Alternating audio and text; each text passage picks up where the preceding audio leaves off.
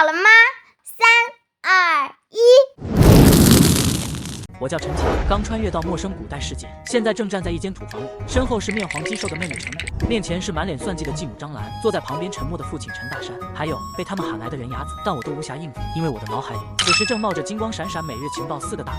叮咚，恭喜您解锁每日情报，现在起你每天都可以查看3条具备价值的全新情报。哈哈，我就知道穿越者不会这么悲催的。你小子发什么愣？听清楚我刚才说的吗？你爹欠了赌债没钱还，老娘准备把你卖去当太监，再把你妹妹卖去春花楼来抵债，这样还有饱饭吃，多好的事啊！陈乾回过神来，望着这个前身的继母，只觉得对方面目可憎。这样的好事怎么不叫你儿子去？他跟我们也是一个爹生的，平时吃穿用度花的可比我们多。我儿子那是文曲星，将来要做状元的。你们兄妹俩一个穷酸货，一个赔钱货，何也配跟他比？将来一个当阉人，一个进青楼，正合适。陈乾恼火就要张嘴还击，却见一旁的陈大山却突然起身，脸带愤怒地看着他。就算平时缺衣少食，打骂你们多了点，老子也是你们亲爹，让你们去你们就得去。况且你后娘说的也没错，当个太监还能有吃有穿，偶尔进了青楼，没准以后还能给有钱人做小妾，这有什么不好的？陈乾攥紧拳头，这烂赌鬼居然有脸把这么无耻的话说得如此光明正大。陈乾只觉得胸腔充满了愤怒，但这具身体实在太弱了，现在跑路翻脸只会挨顿打，只能先静观其变。陈大山望向一旁已经等得有些不耐烦的人牙子，接过对方手里的卖身契，摁了个指令，随后面露谄媚笑容。王管事，您看，行吧。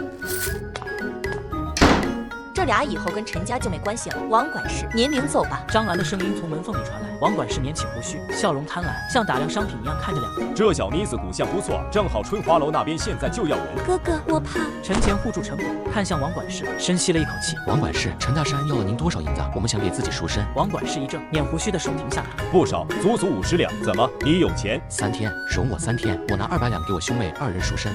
王管事愣住了，他有些诧异地看着面前枯瘦的陈乾。小子，长这么大你见过200两吗？也不怕牛皮吹破了。面对王管事不屑的语气，陈乾仍旧十分冷静。3天时间对您而言也算不得什么，可要是赌赢了50两变200两，赌输了也是照样有赚头，稳赚不赔。如若怕我跑了，可派人跟着我。王管事眯起眼睛，如果换做平时，他大耳瓜子就扇过去，但这小子看着实在太有底气，有底气到让他也犹豫了。算上今天3天，可以。陈乾其实也在赌，他故意将赎金抬高，赌王管事看在银子的份上一定会答应自己。最终他赌对了，王管事点头应允，先带他们去了牙行，又派了个打手跟着他。你妹妹在我这饿不着她，可如果到了时候没有拿200两，一顿鞭子是少不了你的，明白？哥，你一定要回来。哥会回来接你的，放心。在打手不耐的跟随下，陈乾走出牙行，暗中查看起脑海里的每日情报。但愿老天保佑，马上能来几条能解决我麻烦的情报。情报已刷新。今日4时3刻，城南一名卖山货的摊贩王六误将1株10年份的黄金与烂黄金一起丢掉。今日5时1刻，城外的翠春湖岸边会有玉鳞鱼出没，用蚯蚓混着鸡肉的鱼饵垂钓成功率极高。今日申时1刻，城东的城墙会倒塌一截，飞溅的石块只将你一人砸塌。好家伙，10年的黄金，这最少也值个几十两了。还有这玉鳞鱼，卖给酒楼一条小的都能值10两银子。不过王六，这不是陈大山的发小吗？从小赶上货，经验肯定老道，居然会误把1株10年黄金给丢了。陈乾看着脑海里的前2条情报，心里既喜悦又疑惑。而当他把视线投向第3条情报后，更是直接惊住了。城东城墙会倒，飞出的石块只把我一个人给砸塌了。我这得多杯的运气才能中奖。因第1条情报的时间快到了，陈乾立即赶往了城南。牙行打手跟着他身旁，神色轻蔑又烦躁。记得王六摆摊的位置确实是在这一块。陈乾四处寻找着摊贩王六，很快他就在靠城墙的角落里找到了对方的身影。只见王六正一边拿着一个酒壶往嘴里灌酒，一边将一箩筐的烂黄金陆续倒在墙角，一副醉醺醺的样子。怪不得王六会把好东西丢了，原来他居然在这会儿喝醉了。陈乾耐心等待着，直到王六拎着箩筐一走一晃的离开墙角，才装作不经意走了过去，在那些烂黄金里扫视着。身后跟过来的牙行打手见此，嗤笑起来：这一堆烂药材，你要敢拿去糊弄王管事，他能当场把你腿给打断。陈乾充耳不闻，只是耐心寻找着，很快就发现最底下的位置有一块长了许多节的深褐色黄金。幸亏以前肾虚的时候专门了解过这方面，节越多越奇怪的黄金，年份也就越久，看来应该就是它了，只不过得做些防范。这小子胆子够肥的，居然真的敢耍王管事，到时候可有好戏瞧喽！陈乾按着那包黄金，与牙行打手一前一后跑进一家药铺回春堂，里面没有坐堂大夫，只有一个正在擦拭柜台的伙计张小河。伙计，黄金你们这收吗？张小河停下了擦拭柜台的动作，回头看了眼陈乾，见是个穿着破旧的少年，将抹布往肩膀一搭，神色顿时散漫起来。收啊，你有多少？张小河眉头一皱，这小子拿一堆烂药材过来寻开心，他张嘴就要开骂，眼角余光却瞥见了那块10年份的黄金。张小河心里一动，先打量了一下陈乾，又注意到其身后跟着的的牙行打手又有些畏惧。不用看我，这小子跟我没关系，他拿着一堆烂药材来，你想轰出去就轰出去。张小河心里顿时大喜，他看出那是一块10年份的黄金，已然起了贪念。但这小孩带着大人一时有所顾虑，现在可就没这烦恼了。你这些都是烂药材，卖不了钱啊！陈前眉头一皱，见张小河眼珠不时往10年黄金上瞟，明白这伙计是在装傻，他也不想浪费时间，直接点破。这10年份黄金，在你眼里也是烂药材？张小河的表情微微一僵，站在陈前身后的牙行打手也怔住，露出惊疑的表情。想清楚再说话，这城中药铺可不止你回春堂一家，别砸了铺子的招牌。陈前语气加重，张小河面色终于变了，他没料想这小子居然一语道破自己的小心思，连忙一拍脑门，摆出一副歉意十足的样子。哎呦，我忙糊涂了，刚才没看太仔细，这看着好像确实是一株10年黄金，客人见谅。我拿着，你就这么认完了给个价就是。这确实是一株10年份的黄金，品相也还不错，40两，我们回春堂要了，您看如何？40两，这个价格只能说有点低了。陈前自认这株黄金的品相不错，心里的预估价在60两，示意他摇了摇头，表露出对这个价格的不满意。那43、45两，这价其实已经算不错了，毕竟这黄金也才10年份，我们这只能给出这个价了。哼。正所谓货比三家，卖东西也是一样的道理，他肯定要选个出价高的买主。至于回春堂这边，张小河还在后边喊着45两的价，这肯定是不做考虑。哎，又没坑到。陈前将城里的药铺搞定，最终在杏林堂以70两银子的价将手里的黄金卖掉。一直跟着他的牙行打手终于没忍住自己的疑惑，问出了声：“你是怎么知道那堆烂药材里有好东西的？”碰运气，隔着老远我就看到了，这些山货我熟得很。陈前并不打算过多解释什么，但毕竟这几天还要一直打交道，也就找了个理由搪塞。但牙行打手倒是点头信了。算你小子运气好，但这种好事不是一直都有的。丑话说在前头，3天时间，别到时候凑不齐，钱都给了王管事，最后还得被送去当太监。牙行打手习惯性的嘲讽了一下，在他看来，一次走运不代表次次走运。对此，陈前没理会，只是从市集里买了装水的木桶、蚯蚓以及切好锤成泥的鸡肉、木钓竿，然后往城外翠春湖走去。翠春湖边，陈前将蚯蚓捣碎，与鸡肉泥混在一起做成鱼饵，然后给木桶装了点土水，找了个好位置开始钓鱼。眼下并没到51颗玉鳞鱼出没的时候，但他还是这样做，主要是怕引起旁边的牙行打手怀疑。渔阳县这儿的鱼价贱，你就是钓1个月的鱼也卖不了130两。陈前不予理会，只是默默盯着钓竿，等着51颗。时间一点一点的流逝，陈前的旁边也来了2个带鱼篓的钓客，他们也都陆续有鱼上钩，但陈前的钓竿始终没有动静。这些钓客们见此，不由发出一阵嘲笑：谁家的小娃娃拿着鱼竿在这等了有几刻了吧？一条也没钓上。孙子，哈哈，你以为水中能钓上鱼，这事儿也得要些技巧。少年郎，回家做些农活不好吗？来次除非时间。对于钓客们的奚落，陈前依旧充耳不闻，只是耐心等待51颗的带来。眼见陈前像个雕塑，钓客们自觉没趣，也不再嘲笑，只是鱼儿一条接着一条，很快就装满了鱼篓。嘿嘿，这么多鱼儿，今天怕是能卖个100多文喽。你那算什么？我这还钓上来一只小鳖，最少能卖200文。钓客们兴高采烈，又有些得意的满载离去后，翠春湖的水面忽然变得有些激荡。正无聊盯着湖面的牙行打手见此一幕，眉头一挑：哟，开张了哈！那么小一条鱼够干点什么的？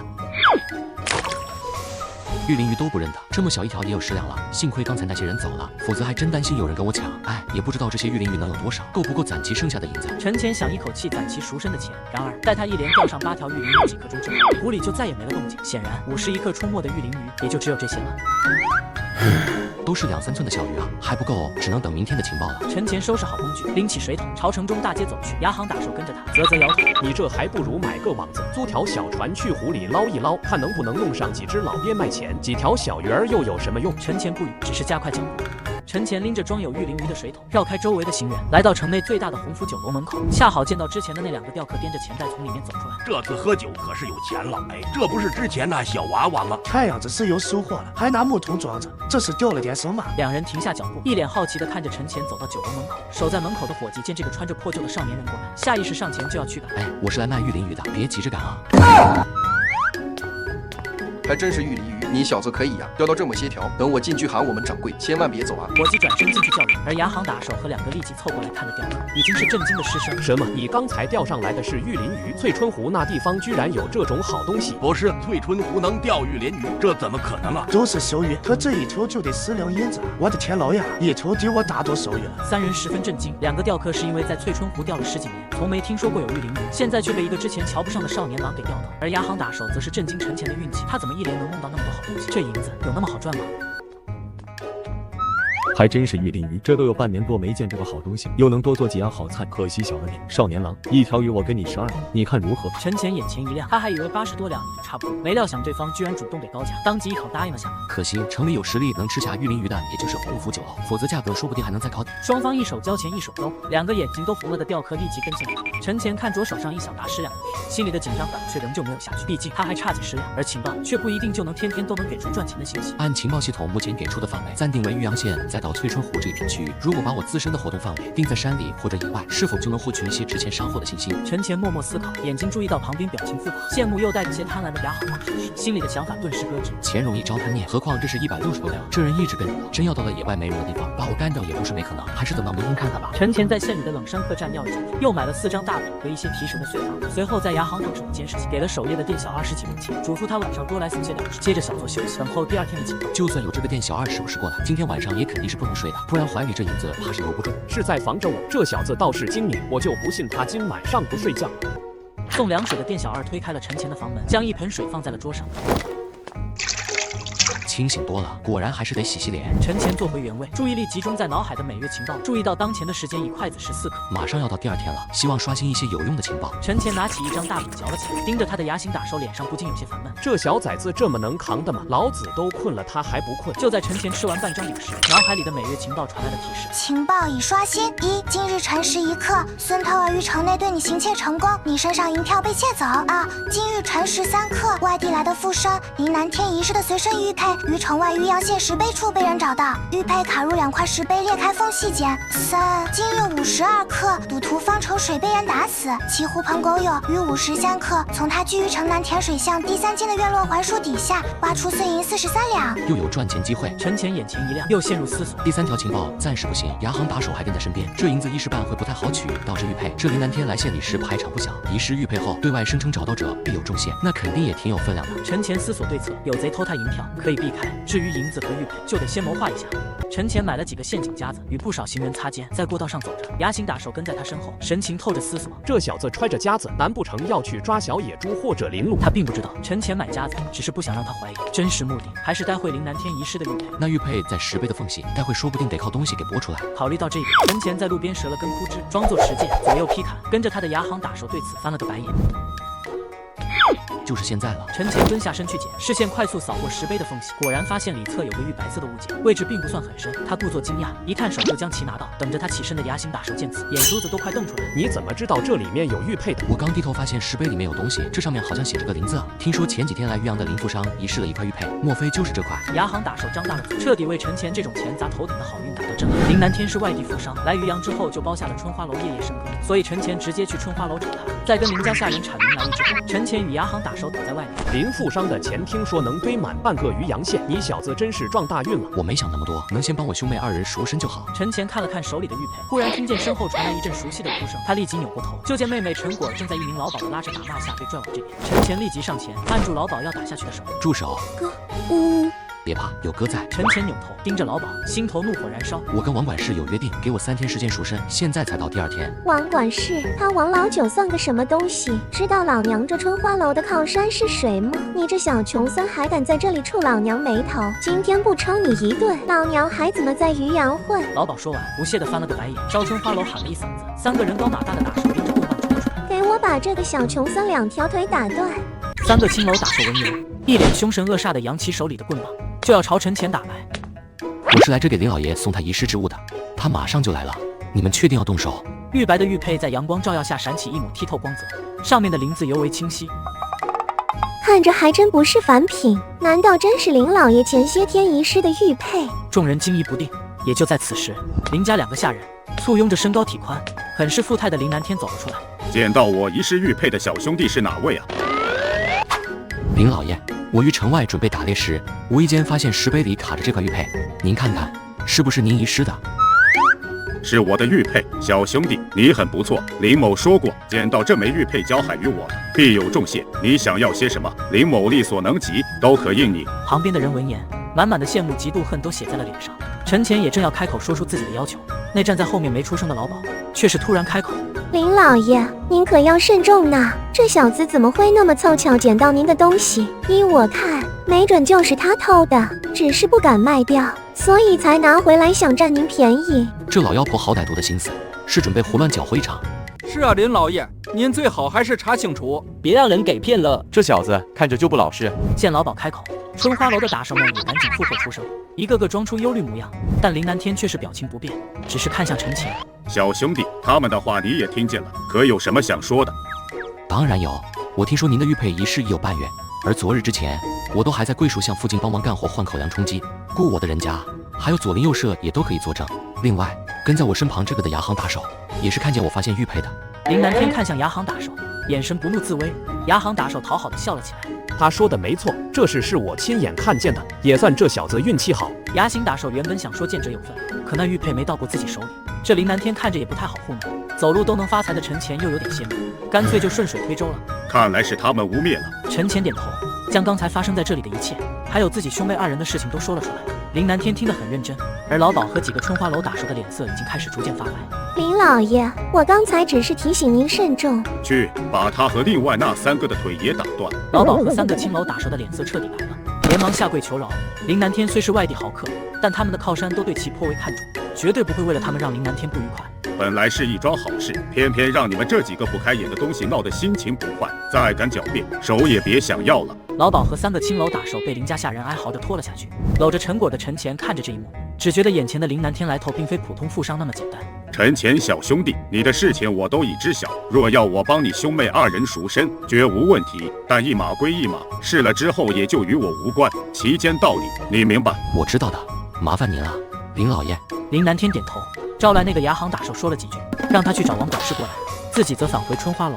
陈前看在眼里，只觉得可惜，200两他今天就能攒到，而林南天的人情价值明显远超200两。只是果被老鸨带到这里，就代表牙行的王管事起了别的心思，不管他是早有预谋亦或者别的打算，这2天我真要带着200两过去，绝对人财两空，甚至连自己都保不住。陈前带着陈果儿等了片刻，牙行打手就带着匆忙跑过来的王管事出现在了春花楼门口。卖身契。王管事强行扯了一个笑容，目光却满是阴狠。陈前小兄弟，你还真是了不得哈，居然能请冻林老爷这位豪富帮忙，我王老九认栽，你厉害。各凭运气而已，王管事还要谢谢你给我这个机会呢。陈前语气平淡，但王管事听得充满嘲讽，当即火冒三丈，却也无可奈何。陈前请旁边的林家下人辨认了一番，确认无误后才松了口气。他们兄妹被陈家人卖掉，恢复自由身，户籍还得重新去官府办理。今天真是特么不走运。王管事看着陈前收好卖身契，眼里出现一抹肉痛语音了。原本空口一句约定，无凭无据，不管他弄到多少钱，人和银子都是我的。现在倒好，这穷酸小子居然还真的咸鱼翻身了，不但没什么额外收入，还害老子损失了一大笔银子。来的路上，牙行打手就把前因后果告诉了他。当王管事得知陈前身上有160多两时，差点气得背过气去。160多两啊！现在一切都落了空。林南天，他得罪不起，甚至都不敢找对方要2张卖身契的50两。王管事看着陈前兄妹离去的背影，咬牙切齿，目露凶光。王管事，咱们走吧。林老爷说了，今天不想看见我们。王管事默然不语，往旁边街巷走去。牙行打手默默跟上，直至离春花楼远了些，王管事才猛然回头，朝着打手脸上就是几拳。你这个没用的废物，叫你盯着他，你盯了个什么？被打的牙行打手只觉冤枉。谁能想到他傍上林老爷的关系啊？别说是我，就是您来了也没办法。哼，这小子是有点邪门，没关系，林南天的人情他已经用掉了，只要他那赌鬼爹在，这俩小崽子迟早还会落到我手上。陈前牵着陈果来到渔阳县衙门户房，找到正在其中主事的吏员，提出要办理户籍。重办户籍？你2人年岁这么小，你家大人为何不来？眼见这吏员疑惑，陈前拿出卖身契，说明了情况。吏员恍然，眼里顿时露出一丝同情，却也有些为难。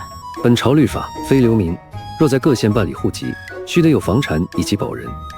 你兄妹2人这……原来如此，我身上还有些散碎银钱，请问在城中购置一处小院需得多少银两？保人这个不难，主要是房产。刚被赎身的兄妹2人看着就身无长物的样子，故而陈前也立即表明有钱，他们尽快在渔阳县重新落户，否则没几天就得被视作流民驱走，届时命运可想而知。城内最便宜的房产倒是有几处，2到5两银子即可购置，就是偏僻破旧了些。桂树巷未必。桂树巷就算了，我想请大人找个地段好些的房子。前身那赌鬼父亲和继母就是住在桂树巷，这要还在那里买房，多少有点自寻麻烦的意思。哦，好一些的倒是我眼拙了。行，我来找找。城南、城尾几个地段也有些房子，地段不错，带院落，就是要贵一些，便宜的15两，贵的25两。城南那里不正好有今天另一条情报里的银子获取点吗？陈前心里一动，请问大人，城南那边的房子是？甜水巷和启树街上3个院落，每个都有4间屋子，15到20两。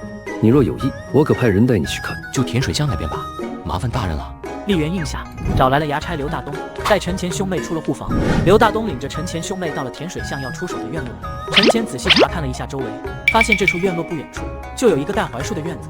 情报里说，藏着43两碎银的院子就是带槐树的，正好。刘叔，就这间院子吧，麻烦你了，多的一点请您喝茶。你这孩子，这都不好意思。刘大东接过银子，喜笑颜开的同时，也拿出文书。陈前摁了手印，后续户籍的事还得劳您帮我们做个保。您看，小事咱们随时可以去办。那就麻烦了。果，等户籍办好，哥就带你去吃好吃的。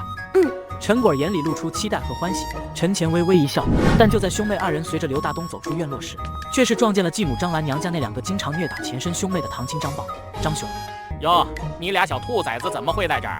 我记着我姐不是说把你们卖了吗？哎，怎么还没进宫啊？我现在要不提前喊声公公好。春花楼那老鸨居然还没把这赔钱货带过去，前天我去的时候就听他抱怨。2人阴阳怪气，话里话外带着嘲笑。陈前眯了眯眼睛，忽然想起这2人的过往，就先捂住了陈果的耳朵，而后看向张豹。运气不好啊，撞见2条乱咬人的狗。怎么，上回偷粮被打折的腿这么快就治好了？这2兄弟去年在临县偷粮被抓住挨了板子，在榻上躺了小半年，因这事并不光彩，最忌别人提起。如今陈前点破，还直接开骂，2人瞬间脸色涨红，暴跳如雷。小兔崽子，你想洗了是吧？看我今天不抽洗你！干什么？你俩把我当死人是吧？2兄弟一愣，这才注意到面前是县衙的衙差，脸色一阵青白交替，进退不得。刘叔，这2人刚才完全就没把您放在眼里，看都没看您就冲过来要动手了。陈前直接开始拱火，有刚才的银子在，加上张豹、张雄2兄弟确实有些目中无人。刘大东不由得冷哼一声，抬手就给了这2人1人一个耳刮子。这么大个年纪，欺负俩小娃娃也不嫌丢人，都给我滚！再有下次，拿你们进县衙大牢。2人只是渔阳县里最不入流的那种混混，也就敢仗着人多欺负老实人和孩子，绝对不敢和县衙里的衙差斗。2个怂货！刘大东呸了一声，陈前又到了生谢，塞了1粒碎银子过去。张家兄弟俩，甚至前身父母很可能还会闹出事端，那必然还要请到刘大东。现在花点钱打好关系很有必要，反正还有一笔银子正等着他去取。陈前带着陈果办好户籍后，去街上买了6个肉包子和1袋饴糖、几样小菜，以及一把小锄头和一些工具，就返回甜水巷新居。哥，买锄头是我们要去种地吗？暂时不，这锄头有别的用处。果，你待在家里，车我谁来都别开门，有什么事情就大声喊我，哥就在附近，听见了吗？陈前拿着锄头快速出门，在周围逛了逛，又来到目标点的院落仔细听了会，又敲了敲门，却发现这门根本就没有锁。他当即推门进去，见里面只有一个2间破房，1棵槐树便再无其他。这附近的人家似乎都出去做工或讨生活了，天赐良机啊，还省得我翻墙过来了。这土质很松软，看来是没少反复挖掘过，但愿埋得不深，不然有点麻烦了。陈前想着，不顾力截锄头挥个不停，泥土纷飞。很快，一个大木箱的边角出现在他的视线里。陈前锄头挥得更快，终于将这个木箱挖出。箱子上面没锁，他很轻易就打开，映入眼帘的是一小堆的碎银子。总算找到了。陈前来不及感叹，连忙将这些碎银子全部用衣服包起来，但因为刚才挖太快有些力气，稍微慢了些，得赶快弄好。情报显示这回已经快到52克了。陈前将被衣服包好的银子放到一边，拿起锄头填土，很快就把这里恢复成原样。他不敢过多停留，确认没留什么脚印痕迹之后，抱起银子离开院落，而后回到自己的新居中，瘫坐在地。总算弄好了。哥，你去哪了呀？陈前摆了摆手，只顾着休息。他是真累坏了。杂事花了3两多，目前手里还有个200多两，这钱如果省着点用，未来半年都是不愁了。但不怕被偷，就怕被惦记。孙偷、前身一家都是实实在在的麻烦，必须要找机会应对或处理一下。因为情报里的银两成功取到手，陈前略微放松的同时，也开始考虑后续打算。他想请2个护院照看自己和妹妹，这是最稳妥的办法。渔阳县没有镖局之类，但做活的人里不少都挺合适。前身也恰好认得那么2个靠谱的姐弟来做护院，正合适。家里的桌椅、床铺、被褥也要准备，还有要穿的新衣裳和要吃的粮食都不能少。想到就做。陈前先取出部分碎银，再将其他的银两和银票都在屋后藏好，而后锁好院门，带着陈果出了甜水巷。陈前要找的姐弟俩，一个叫肖翠翠，一个叫肖石头，力气都很大，经常在泥水巷附近做工。今天也是如此。陈前没花多少功夫，就找到了刚帮城内赵家搬完东西，有些灰头土脸的两人。翠翠姐，陈果上去搂住萧翠翠，脸上带着开心的笑容。萧翠翠下意识想要搂住她，却又松开手。姐姐身上都是灰，你先松开，别弄脏衣服。没事，翠翠姐，待会我也要带她去买衣服的。石头哥，你是不是又撞了？陈前走上前，笑着跟身材壮实的姐弟俩打了招呼。那能啊，一天天吃的那么少，能壮实就怪了。倒是你气色好差，这2天怎么没见你来做工？一旁的萧翠翠也投来关切的眼神。陈前叹了口气，将自己兄妹的遭遇说了出来。姐弟俩顿时气得火冒三丈。陈叔怎么能这样呢？这是亲爹能做的事儿吗？不光是陈叔，你那后娘也太恶毒了。你和果儿还这么想？陈前正要说话，就见不远处的赵家下人赵林一脸傲慢地走了过来。萧石头，你们姐弟俩今天磨蹭太久了，再扣些工钱，今天就剩下3文了。萧翠翠姐弟俩的脸色瞬间就变了，陈前也皱起眉头。在桂树巷这里打的短工，不少都是由有钱人家的下人派发，最后到手的工钱会被他们借机克扣一些。钱生和其他人为了能一直有活干，也不敢得罪，但今天扣的还剩5文，这也太黑了。萧翠翠姐弟两个一时十分惊怒。不是说53克之前搬完，现在也还没到50，只剩下2文，我们姐弟俩买2张饼都不够。扣你们点钱怎么了？再敢废话，以后我让你们接不到赵家的活干。萧石头涨红了脸，捏起拳却被萧翠翠拦下。赵林看着姐弟两个强忍着怒气的样子，脸上的表情变得有些得意嘲弄。他嗤笑一声，转身就要走时，却被陈前拦住。陈前，你小子想干嘛？陈前并不理会他，只是扭头看向萧石头。石头哥，去县衙喊刘叔过来，今天他是那边当值的衙差，你跟他说是陈前找他。萧石头、萧翠翠姐弟2人怔住，赵林也愣住了。找衙差做什么？当然是处理一下有人克扣工钱的事儿了，最好闹到赵家管家那里去。你小子算什么？你叫衙差来就来，你不怕以后在我这儿接不到短工？没钱你那个赌鬼爹肯定弄死你！你耳朵聋，听不见我称呼刘叔，他为什么不能来？我又为什么不敢告状？以后我又不指望在你这赚钱过日子，等这事闹到你们管事那里，我看你还能不能在赵家待着？赵林的脸色瞬间变白了。翠翠姐，我今天来找你们，就是想让你们来给我兄妹2个当护院的，我给你们开月钱，正好也把这个黑心玩意扣的工钱都弄回来。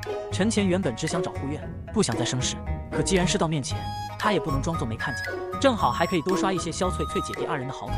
小钱，你哪来的银子？再说我们也不会武，当护院能行吗？运气好赚了些，这事咱们待会再说，先处理这黑心烂赌的东西。石头哥，你别发呆了，去喊刘叔过来。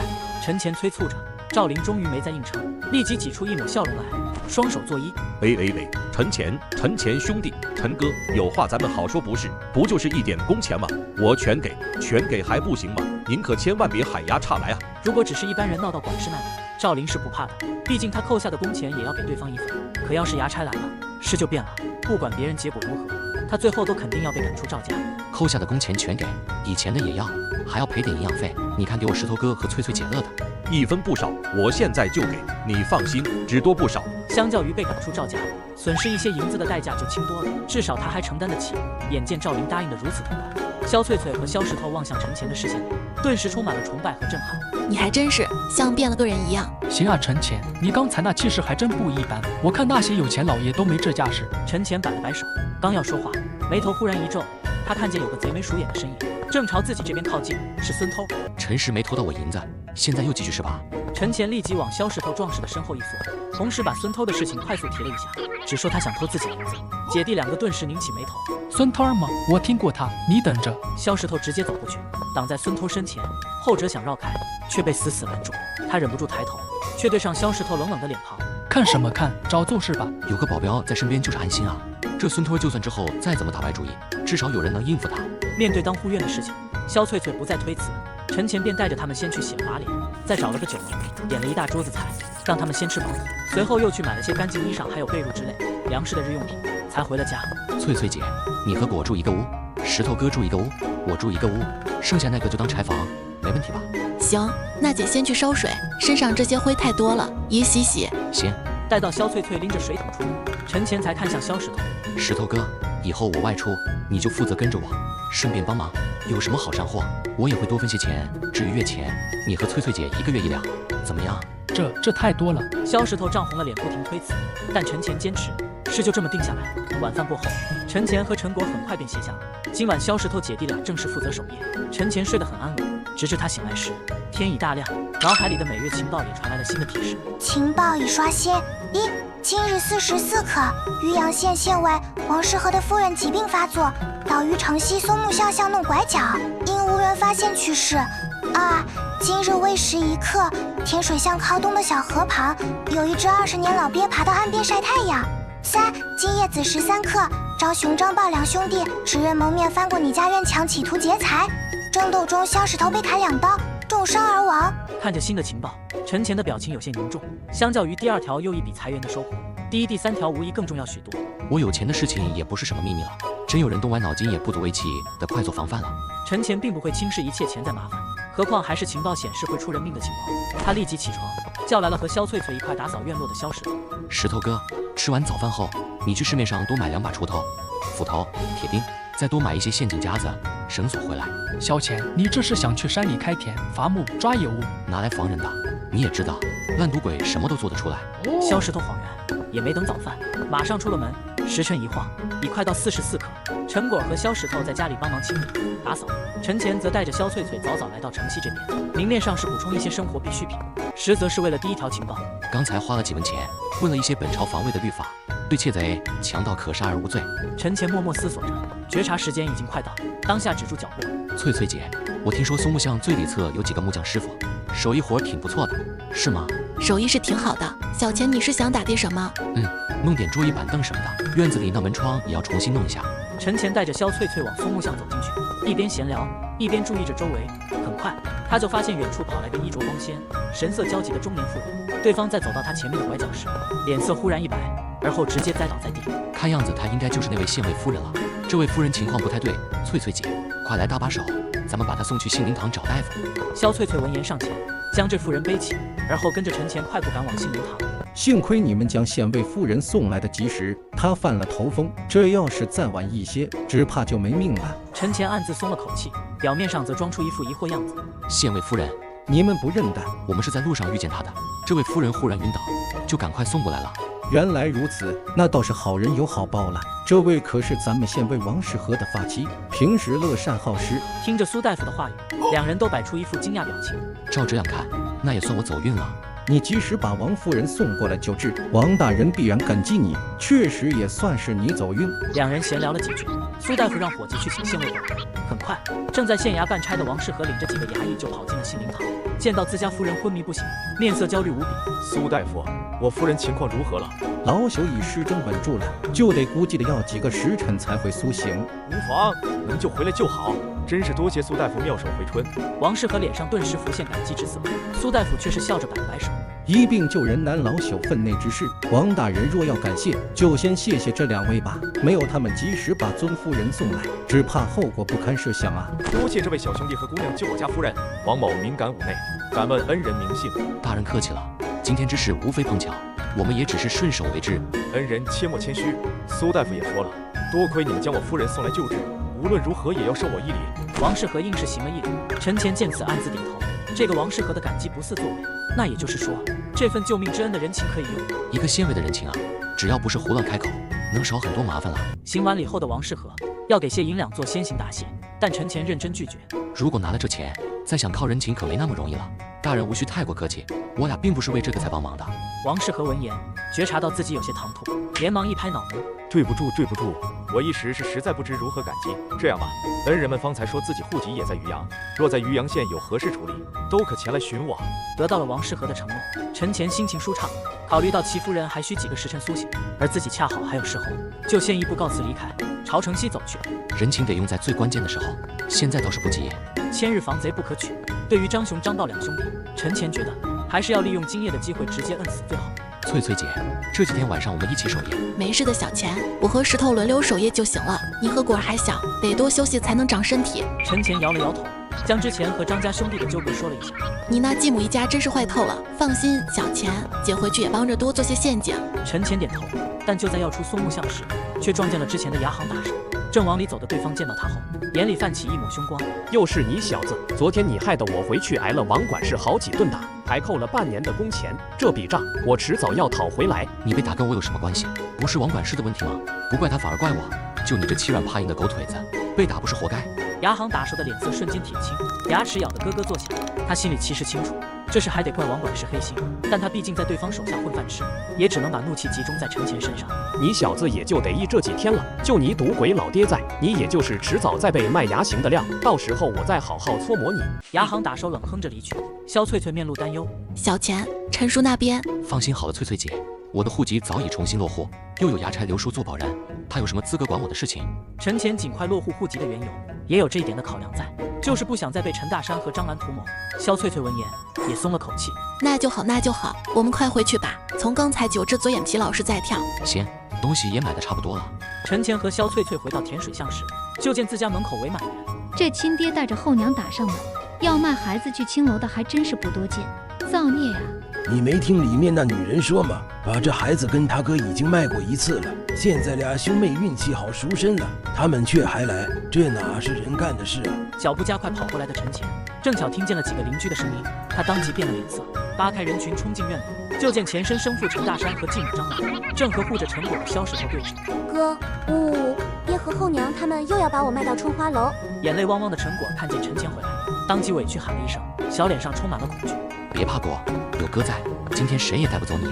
陈前脸色冰冷，带着肖翠翠走到院子里，而陈大山和张兰也扭过头来，一脸刻薄相的张兰看着陈前身上的新衣裳，还有肖翠翠手里的2包东西，立即冷笑一声：哟，这有钱的就是了不得了，偷了我跟你爹的银子，在外面就过得这么潇洒，东西没少买啊！张兰一开口就扣了个帽子，周围围观的邻居眼神瞬间就变了，而陈大山也是十分入戏，立即装出一副愤怒样子，举起拳头就朝陈前走了过来。小兔崽子，老子的钱你也敢偷？你的钱，去你陈家周围打听一圈就知道。你这烂赌鬼赌到卖儿卖女，你身上哪来的钱？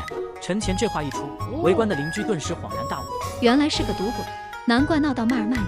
此类人最不值得同情，什么都干得出来。你敢这么对我说话？我……陈大山脸色一变，想要辩驳，却对上了陈前那冰冷的眼神，心里一寒，竟是结巴起来。张兰见此，立即狠狠拽了陈大山一把，而后瞪着陈前：陈前，你怎么跟你爹说话的？你带着你妹妹在外面大吃大喝，钱从哪里来的？不是偷我们的，还能是偷谁的？说什么笑话呢？我们兄妹可没有卖儿女还赌债的爹。张兰，你少在这臭不要脸！我自己有钱就一定是偷你们的，你们要有钱何必卖儿卖女还赌债？陈前说完，扭脸看向众邻居，微微抱拳：各位高邻，不知谁能帮忙去县衙一趟，请衙差刘叔过来。你跟他说，有人到我家里闹事，若刘叔不在，也可请其他衙差，事后我自有薄礼相谢。刘叔，你说的是衙差刘大东吧？我这就去给你叫他。张兰和陈大山的面色一紧，他们来这里也是听王管事说陈前弄了笔钱，因此想来全部拿走，顺带再卖兄妹一回，完全没有想到陈前的态度变得十分强势，还貌似和县衙衙差扯上了关系。不然我们还是走吧，衙差来了就……你这个窝囊废，你是他爹，你怕什么？衙差来了又怎么样？当爹娘的来找儿子，他们管得着吗？就是再把他卖一回，谁敢说个不字？被揪住耳朵的陈大山倒抽着冷气，眼睛却是一亮。对啊，我是他爹，我生了他，我想要他的银子，把他卖了，谁也管不了。小王八蛋，赎身出来也不滋生。陈前并没理会这个赌鬼，只是看向肖石头。石头哥，进屋拿斧头出来！这个老赌鬼还有他的恶毒婆娘，再不滚出这个院子，直接批！我问过人，本朝律法规定，擅闯他人家门者，驱而不走，使其轻伤不罪，重伤罚银即可，我赔得起。好，肖石头立即跑进屋里，拿出2把刚买的新斧子，朝着陈大山夫妇挥了过去。陈前，你想干什么？我可是你爹！小王八蛋，信不信我们现在就去找王管事？贼婆娘！我兄妹2人赎身之后，买了房屋，户籍早已中办，独成一户，不属陈大山户籍，你哪来的权利再卖我？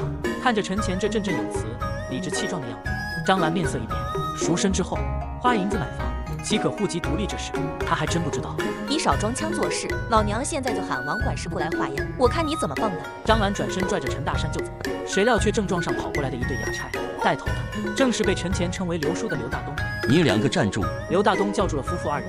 院落里的陈前听到他的声音，立即走出来。刘叔，劳您跑一趟，这2个人在我家闹事。陈前将来龙去脉简略说了一遍。刘大东微微点头，望向旁边故作镇定的陈大山夫妇，就是重重一声冷哼。陈前兄妹2人户籍早已自成一家，还是我给他们担的保。你2人纵然身为父母，也无权再将他们卖给人牙子。陈大山夫妇强装的镇定，随着刘大东的话语彻底崩碎。怎么能这么说呢？他们这个年纪，户籍怎么能自成一家？少在这里装泼皮耍无赖！兄妹俩被卖时便与你家毫无干系，那卖身契白纸黑字清清楚楚，在县衙还有备案。你等再敢瞒缠，就跟我进县衙大牢里走一趟。不瞒缠，不瞒缠，不劳烦您动手了，我们自己走。陈大山边说边陪笑，拽住张兰的手就往外跑。张兰也一反常态，不敢吱声。就这也配给人当爹娘？什么东西都散了吧，有事就去做事，别在这聚着。邻居们闻言立即四散而去，只剩下先前去叫衙差的邻居在那摇摆不定。谢谢刘叔和各位叔伯大哥，这次又劳烦诸位了。小钱啊，你看你喊我一声刘叔，我怎么能要你的钱呢？刘大东显得十分客气热络。陈前还是将碎银递过去，但刘大东还是果断拒绝，却又朝他凑近了些。是王县尉让我来的，他刚回县衙，就见你林家说了这事，马上让我带人过来，别让刘叔难做。你心意我领了。陈前心中两难，怪不得刘大东不敢收自己给的银子。无论如何，还是多谢您和诸位了。小事情，他们要再敢上门，刘叔直接拿了他们。刘大东和一众衙差离去，风波暂息，陈前也没浪费时间，带着萧家姐弟开始在院子的周围布置陷阱，连果儿也在帮忙，直至快到饭点才停了下来。大家这回都累得不行，中午就去酒楼买点菜吧。果、翠翠姐、石头哥，你们都想吃点什么？什么都可以吗？哥，我想吃烤鸡腿。好，哥给你买。别，外面买太浪费银子了。我和石头这就去做饭。好了好了，就听我的吧。做活儿没点油水怎么行？石头哥，麻烦你跑一趟了。陈前掏出几粒碎银，嘱咐多要几个肉菜。肖石头点头，不多时就拎着菜盒回来，看着香气四溢的烤鸡腿，炸至酥脆的煎鱼，油渍作响的烧饼，一顿饭吃的几人都脸带幸福。当下已是未时，那只老鳖应该就快出来了。情报里只说他爬到岸边，没说他被人抓走，也就代表这些妇人应该在那之前离开了。陈前心里思索，忽然听见对面妇人笑了起来：“你是谁家的娃娃？在甜水巷河沟这里钓鱼？这都是洗衣的地方，最多就是些小鱼虾。要钓鱼不如去翠春湖，在这里不是浪费时间吗？”多谢各位婶婶提醒，我们就在这钓着试试。陈前的目的当然不是为了钓鱼，拿着钓竿只是来装样子。两人将钓线丢入河中，找了块地方坐下。妇人们时不时往他们这里看，发出笑声。小钱，不然咱们还是换个地方钓鱼吧。我也感觉这里水太清了，没什么鱼。试一回不要紧的，待会再换地方也一样的。看见陈前坚持，肖石头只以为是他孩子玩心情，没再说话。很快，洗衣的妇人们陆续离开，时间也到了未时一刻。到时候了，那只老鳖会在哪里出现？他视线扫过周围，忽然发现就在自己身前不远处的河面，一只约莫有10斤大的老鳖正冒了个头，然后咬住了自己的鱼钩。石头哥，钓到东西了，快来帮我！陈前有些惊讶，他没想到这只老鳖会选择咬钩，难道是因为自己这鱼饵里混了鸡肉的原因？我来了。肖石头刚探出手想抓住鱼竿，又觉得这样太麻烦，干脆直接拿着渔网跳下小河，一把将陈前鱼钩吊着的东西给网了上来，然后他就瞪大了眼睛。好大一只老鳖，怕不是得有10斤重了。我说怎么这么沉？小钱，你运气未免也太好了。走，石头哥，把这东西卖到酒楼里去。好。肖石头帮陈前把鱼钩收好，小心网住那只老鳖，帮忙拎着往外面走。恰好先前几个洗衣的妇人正在街边晾衣服，见他们网了一头老鳖，都是脸带惊讶。好大一只老鳖，这是你们在河沟那边钓的？是啊，他咬了钩就钓上来了。河沟那边居然有老鳖，不行，我得叫当家的过会去看看。妇人们羡慕的眼睛都要红了。刚才他们还不时取笑这个小娃娃和小年轻，结果对方转手就钓了这么大一只老鳖，这卖到酒楼少说也有几10两银子。看纹路确实有20年了，你小子真有两下子了。之前是玉鳞鱼，今天又是这个，运气好而已。哎，话不是这么说，这样吧，这确实也算稀罕货，我出70两银子，以后你再钓到什么好东西，都送到我们酒楼来，如何？行。小钱，还是你有本事，一眨眼就赚了70两，幸亏你刚才没听我的。哎，这算什么？纯粹运气而已。行了，石头哥，我们早点回去。肖石头点头，打定主意自己以后绝不再多嘴。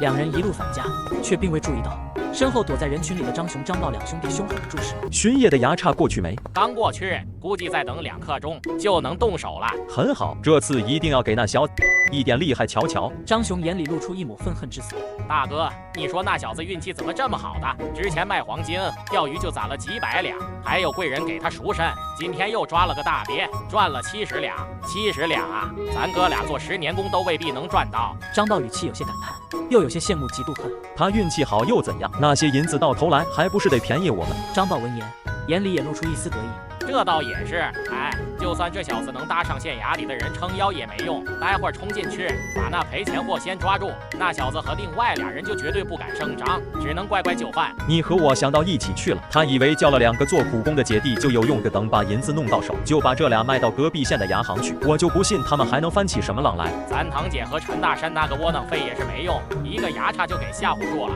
学咱们晚上过来，这俩小子跑得掉。两人低声说着谋划，待到听见更夫报了时辰，当即行动起来。一会你先拖着我到墙头，我再把你拉上来。好，下去的时候动静放轻些。放心吧，大哥，绝对没问题。这什么东西咬着我脚了啊！疼死我了！两兄弟发出了凄厉的惨嚎，声音在这有些寂静的夜晚传出了老远，瞬间惊动了不少人。站在房屋门后手持锄头的陈前和萧家姐弟听见惨嚎，立即推开门，用火折子点燃一根火把走了出来。摇曳的火光映照出了院落靠墙角被夹子夹住双腿，痛苦不已的张雄、张豹俩兄弟。好啊，你们2个偷羊贼居然还敢大晚上跑到我家里来！你这个小崽子，怪不得你白天招摇过市，阴我们。面容疼得扭曲的张雄咬牙切齿，他看着墙边满地的铁夹子，还有放好的绳套，瞬间就明白对方早就有防范。我在自己家里做点防范，防贼和强盗有什么问题？不走正门翻墙进来，腰上还别着刀，肯定有鬼。石头哥，快去县衙报案，就说我家里闯进来2个持刀的强盗。我这就去。周围出来看热闹的邻居们自然也听见了陈前的声音，当下也都聚了过来。陈前小兄弟，有强盗来我们这儿了。就是这2个，果然是强盗，他们腰间还别着刀。这2个人白天好像来过我们甜水巷，原来是踩点的，打死他们！强盗与窃贼都是被百姓们深恶痛绝的，有人自发捡起地上的土块，朝着张雄、张豹两兄弟砸去。缺德东西，还敢跑到我们这来行窃！各位，我这墙角边都是夹子和陷阱，小心伤到你们。等衙差来吧，不然也不好交代。你们千万不要用东西砸他，更不要泼点什么东西在他们身上。众邻居一愣，有人很快回过味来，坏笑着捡起地上的石头。对，大家千万不要拿东西砸。一时之间，张雄、张豹的惨嚎声再度于这小院落里响起。你2人好大的胆子，竟然夜间入室行凶，给我全部锁了，带回衙门内，等白天大人们审问。衙差大哥们，帮忙，把这个夹子解了吧，疼死我了！是啊，两兄弟惨白着脸，哭嚎着。领头那衙差皱起眉，一挥手，去给他们把夹子解了，顺便再找个治外伤的大夫，别让他们死在这儿，不然不好交差。张雄听见对方要找个大夫，惨白脸上不由得露出一抹庆幸，但随即这抹庆幸就僵硬在了脸上。请大夫的钱，还有弟兄们的跑腿钱，一并找他家里。衙差大哥，我家里没什么钱，没钱就去做苦役还，就这德行还敢持刀闯人家里抢东西。张雄、张豹一听要做苦役，脸色瞬间发白。苦役，做苦役的就没几个能活着回来的。衙差大哥，你们都误会了，我们不是强盗。这个小陈前和我们都是亲戚，我们的姐姐是他后娘。今天夜里我是碰巧路过。胡说八道，路过？用你那猪脑子想想，这叫理由吗？都成这个样子了还敢狡辩，全都给我带走！小兄弟受惊了，往后我们会加强甜水巷这边的夜巡。哪里的话，还要谢谢衙差大哥来得这么快。陈前说到一半，忽然一顿，这2人之后还能活着吗？陈前的潜在意思已经很明显了，不希望张雄、张豹俩兄弟活着。考虑到他是县尉大人嘱咐要特别关照的人，领头的衙差思索了下，也压低声音给出了答案。强盗持刀入室，最新也是打完板子之后流放，基本都熬不住。陈前点头，握住衙差的手，2张在掌心的银票悄然塞了过去，脸上则是带笑感谢。熬不住也是命。那确实，陈小兄弟，明日县衙会有人传令问情况，如实回答即可。是。都散了，有什么可看的？衙差语气严厉，邻居们顿时没了看热闹的心思，四散返回家中。陈前这边也是关好了门，和萧家姐弟回到屋里，正巧看见陈果揉着睡眼醒来。哥，外面好吵。没事了，继续睡吧。哦。陈前转过身，看向萧家姐弟。翠翠姐，石头哥，我打算买些田和地，种点东西或做生意什么的，再多雇些人手，到时候可能会很忙。忙点好啊，小钱，你怎么说，我们姐弟就怎么做。对，陈前微微一笑，他目前身上不缺银子，但也要为未来打算。万一每日情报不刷银子，改别的信息，那再多的钱也难维持，所以得弄些进项，种地和做生意都可以试试，正好还能看看每日情报会不会在这方面有所表现。陈前醒来时，脑海里的每日情报就蹦了出来。情报已刷新。今日4时1刻，城南败家子赵世安被城北的周征设局坑骗，将家中10亩上好田地输给他。2. 今日未时1刻，坑走赵世安田地的周征，在那片田地翻土时，从旁边的烂树桩里意外挖出50两。3. 今日子时4刻，城内余商月流窜进来，躲在城东伪装成商队的亡命徒，在衙兴王管事牵线下，与山匪以因外合，洗劫渔阳县，县尉衙差们战死，县令老爷逃跑。你和萧家姐弟及诸多百姓死于山匪手中。看完最后一条情报，陈前的脸色变了。上个月流窜进来的亡命徒，渔阳县这里怎么这么多麻烦？这不处理可不行，得立即去找王县尉。渔阳县不算小县，衙差和驻守的兵丁也有好几百人，明面实力肯定是够的。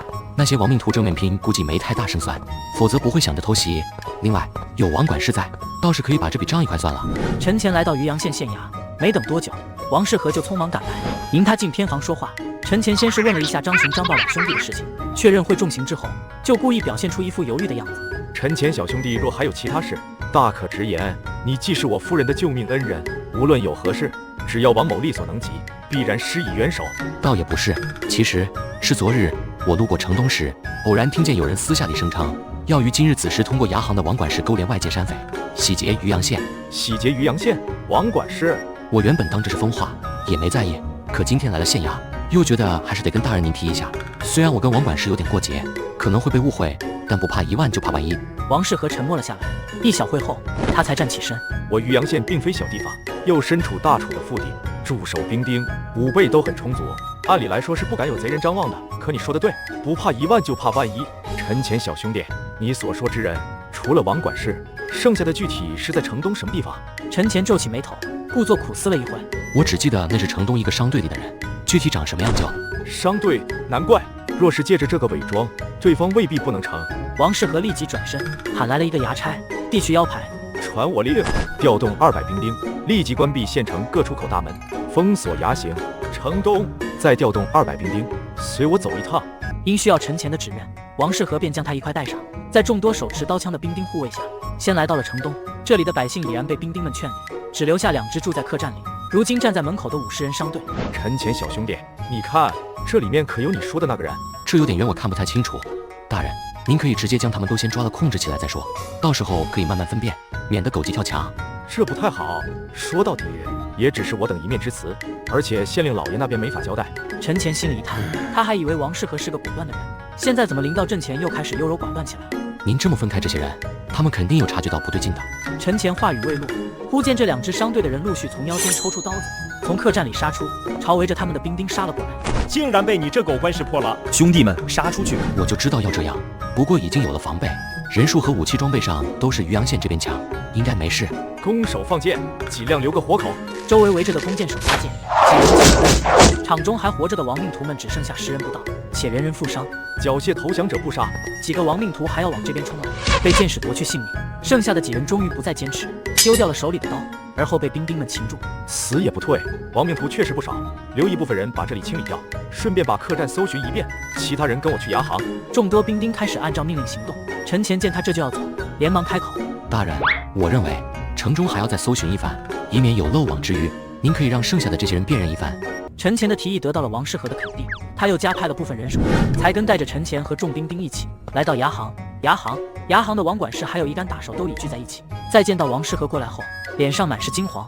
县尉大人呐，不知小人哪里犯了过错，惹得您亲自前来。我们在城东抓了一群亡命徒，他们说你负责帮他们勾连城外的山匪，好洗劫渔阳县，可有此事？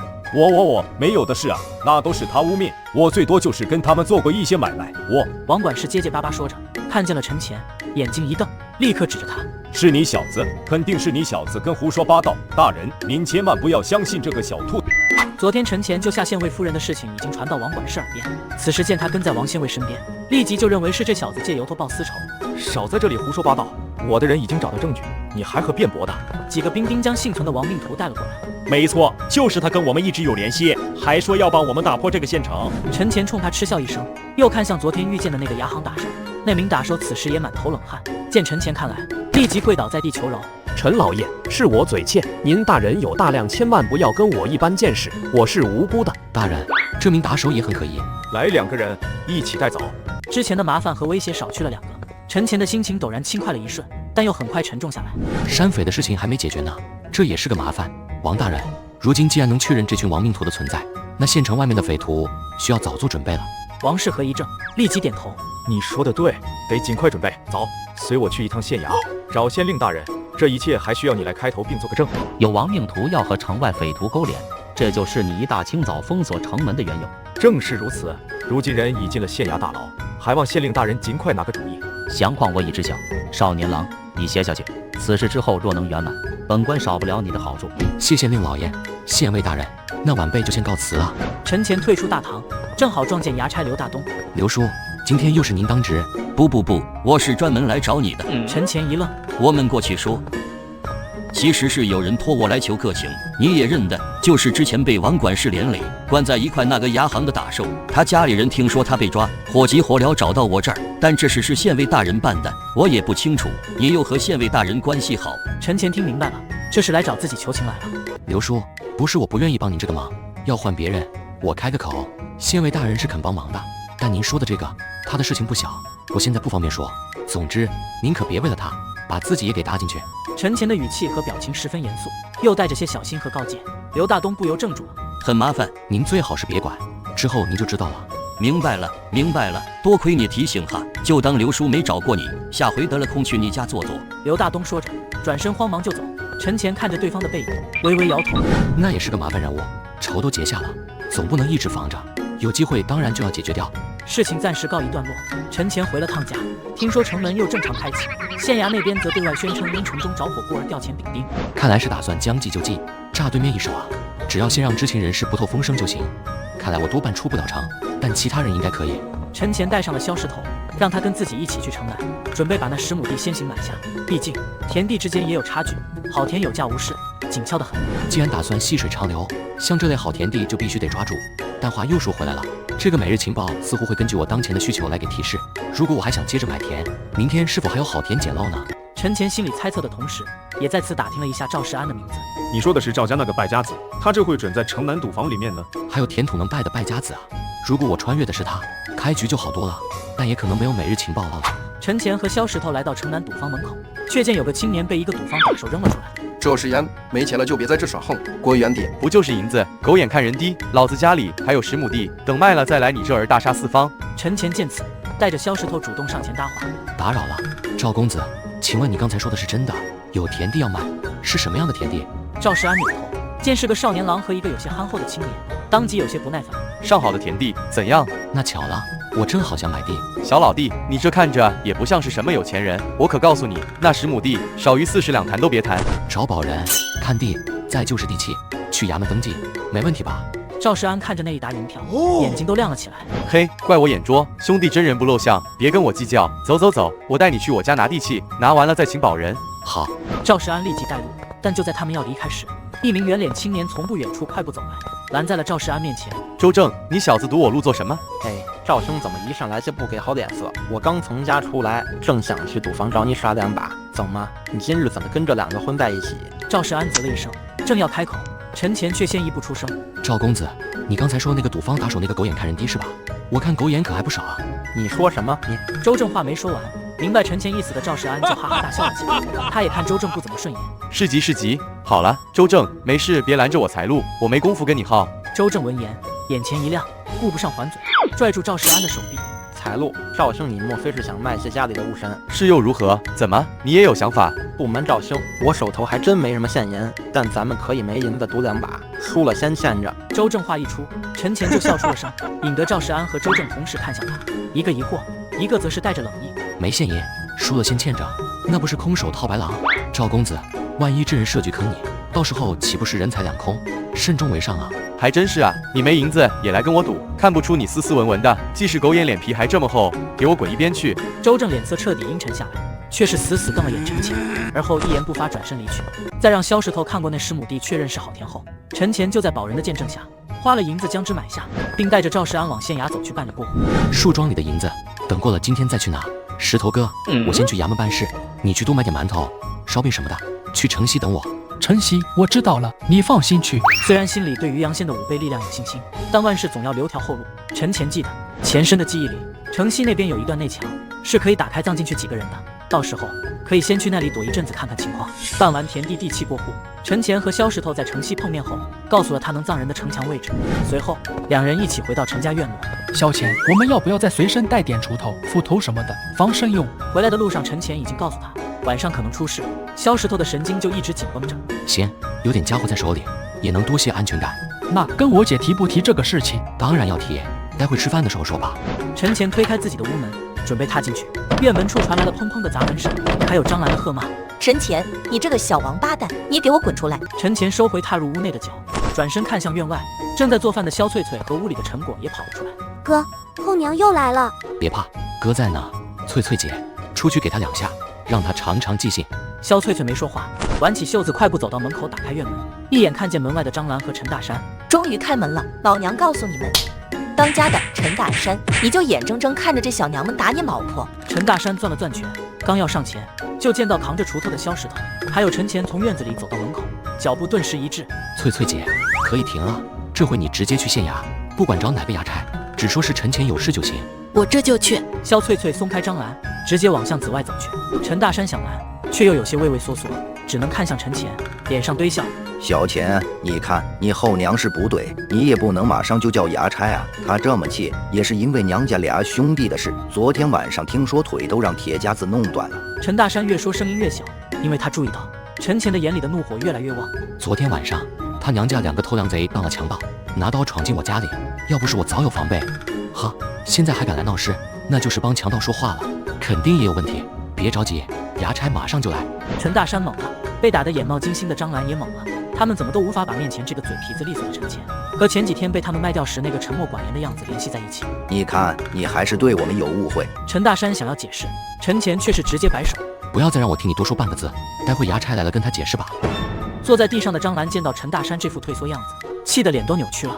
你这个窝囊东西，老娘真是后悔嫁给你。衙差，你以为衙差都听他的？我那苦命的弟弟就是被这个小蛋栽赃陷害的。哦，你这赔钱货敢砸我！陈前闻言扭头，就见躲在自己身后的陈果正拿着土块往张兰身上砸。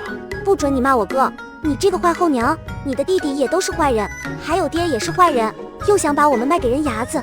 陈大山呆住，脸上终于出现一点羞愧。我也是出于无奈，喜好赌钱，这也是别人逼你的，你不是挺自愿的吗？很快，萧翠翠带着一队衙差走了过来，他们直接上前将张兰和陈大山制住。各位大哥，有话好说，我没闹事，都是这婆娘。你这窝囊废只敢打我，还有你们这些衙差干什么？我们又没做错什么，他陷害我弟。住口！张雄、张豹持刀闯门本就有罪，你还敢在此胡言乱语，动辄闹事，去衙门大牢里清醒几日再说。一听真要去大牢，张兰脸上终于安分了，脸上出现一丝畏惧。我不闹了，我不闹事了。我要是进了大牢，我儿以后可就抬不起头做人了。昨日就警告过你，如今你是苦果自尝。衙差们将张兰和陈大山带离，陈前吐了口气，只觉得心里都舒畅许多。经历这一遭，日后他们应该不敢再来了。时辰刚到子时，陈前就带着陈果还有萧家姐弟提前来到城西内墙这边先躲了起来。萧翠翠脸上露出一丝畏惧。小钱，今晚真的会有山匪攻城吗？我长这么大还是头一次听说有这么胆大的山匪。他们之前有内应，但现在那些人被一锅端了，就只剩下他们了。县令和王县尉应该拟好了应对计策，但我也吃不准。总之，小心为上。很快，外面响起了嘈杂的声音，隐隐有喊杀传来。陈前和萧家姐弟心头一紧，连呼吸都屏住了。老天保佑，希望这一关能顺利度过去。陈前暗中祈祷。过了许久，喊杀声停了下来，紧跟着外面一片灯火通明，没声音了，到底谁胜了？陈前暗自猜测，就听得一阵马蹄声自外面传来，还有山匪攻城已被王县尉带兵剿灭的喊声响起。陈前心里顿时一松，萧翠翠姐弟也脸露惊喜。赢了，小钱，我们现在能出去了吧？这儿太闷了。再等等。陈前保持谨慎，直到确认外面安全后，他才带着人走了出来。街上此时灯火通明，不少人都在议论今晚的事情。王县尉可叫一个威风啊，3刀就把那山匪头子斩了。我还吓得不行呢，现在看来我们渔阳的兵丁还是厉害啊。看来确实是胜了。陈前心里彻底放松下来，却在此时遇见了带着衙差四处找寻着什么的刘大东。哎呦，小钱，可算找到你了，快跟我走，县令大人他们要见你。陈前让萧家姐弟把藏好的干粮和果带回家，自己则跟着刘大东到了渔阳县城墙上，看到了铠甲沾血的王世和，还有脸色发白的徐青。县令大人，陈前来了。今天当真多亏了你啊，陈前小兄弟，要不然渔阳危矣。你的事情我已写好奏章，快马加鞭地向京都，为你请功。陈前有些意外，这位在情报里跑路的老爷居然还给自己请功，他还以为对方之前是说说而已，但心里意外，他还是连忙道谢。多谢县令老爷看重，是我们要谢你。我原以为这不过是小话，现在看来是我短视，山匪数量不少。如若今夜渔阳被这群山匪攻破，我全家老小都得没命。是啊，此番托你得福，倒让我们免了一场祸患，还多了功劳。陈前小兄弟也受我一拜。说来，此次功劳如若得朝廷嘉奖，我的位置怕是得挪一挪了。挪一挪，您是要调任其他地方？正是，王县尉说你有恩于他，如今又多了今天这一层，他怕这恩情难再还。问问你是否在未来有意这县尉之职？你若有意，待你再长几岁，我可向朝廷举荐，保你稳坐。现在你可先入县衙内做事。对陈前而言，没有比这更好的晋升之路了，既能赚家业，又能保家业。那我就先对王大人道声恭喜了。同喜同喜。陈前进入衙门1个月后，朝廷来信表彰3人，王世和调离任上。临走时，他与其夫人赠送陈前500两财物，陈前则利用每日情报不断发展家业。除了萧家姐弟，陈果儿也开始成为他的得力助手。多年以后，陈前位极人臣，陈家越发兴盛。